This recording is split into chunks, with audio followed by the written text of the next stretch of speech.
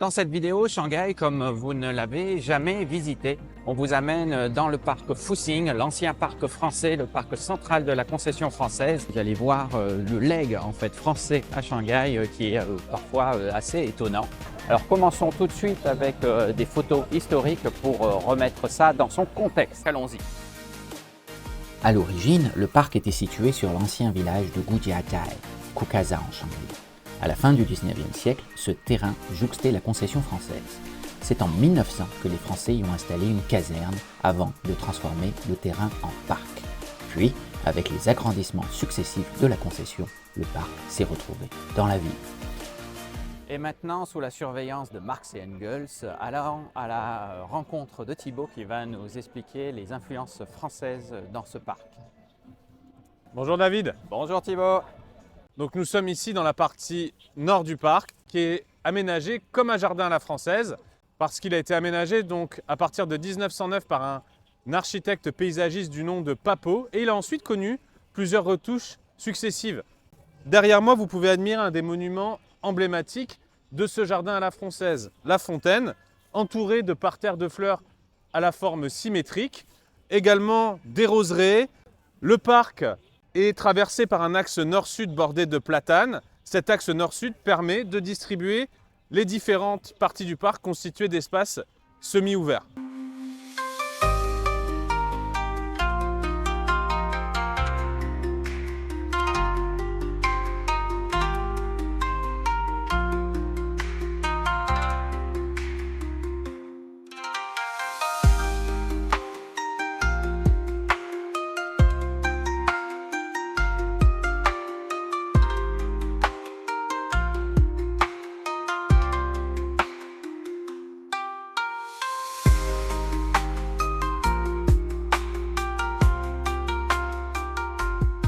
L'aménagement d'un parc à la française à Shanghai n'a rien d'anodin. Il permet, par son emprise territoriale, l'affirmation d'un pouvoir, d'une autorité sur un territoire donné.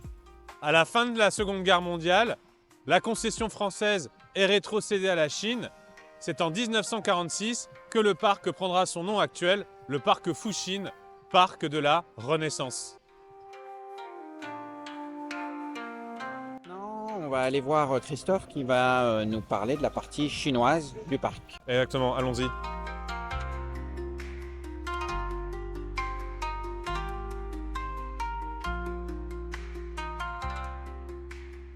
Bonjour.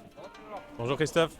Donc David, nous arrivons maintenant dans une autre partie du parc Fuxing totalement différente du jardin à la française, qui est donc un jardin à la chinoise, voilà, comme une sorte de symbole aussi de l'union des deux cultures ici à Shanghai. Donc cette partie a été ajoutée seulement en 1918, donc une dizaine d'années après l'ouverture du parc. Paradoxalement, ce jardin à la chinoise ouvert dès 1918 restera inaccessible à la plupart des Chinois jusqu'en 1928, car il faut savoir que c'est à ce moment-là seulement que l'ensemble des jardins publics de la concession française, mais aussi de la concession internationale, seront rendus accessibles aux Chinois. Et donc nous allons voir en fait ce qui fait sa spécificité et son intérêt quand on va au parc Fuxing. Par exemple, nous avons à droite une très belle rocaille, une caverne en fait artificielle qui a été construite de la main de l'homme.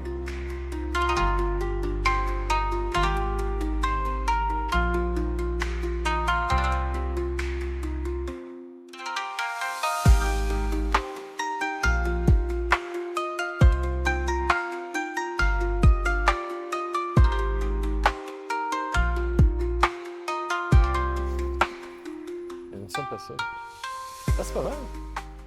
C'est vraiment que c'est le point culminant du quartier, quoi. Ah, on a une jolie vue là quand même.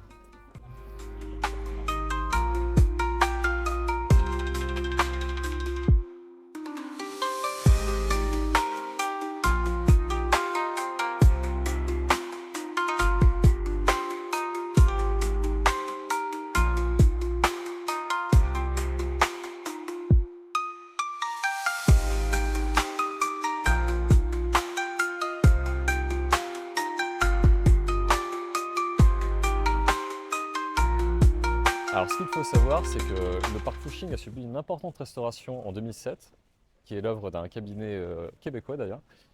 Et tout ça dans le cadre des grands travaux qui préparaient Shanghai à l'accueil de l'exposition universelle de 2010. Ce qui est impressionnant quand on s'y promène, c'est de voir qu'il a conservé l'essentiel de son plan d'origine, ce qui tend à montrer la qualité du projet. Et ce qu'on constate aussi, c'est l'adoption qu'en ont fait les Shanghaïens et l'appropriation qu'ils ont fait de cet espace. Et d'ailleurs, il faut savoir que ce parc a priori servi de modèle à d'autres parcs en Chine.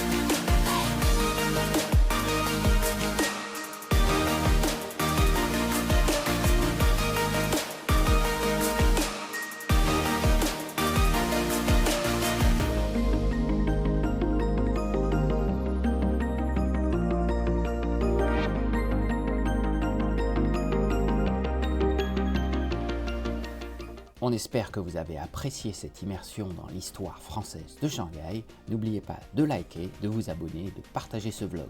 À très bientôt!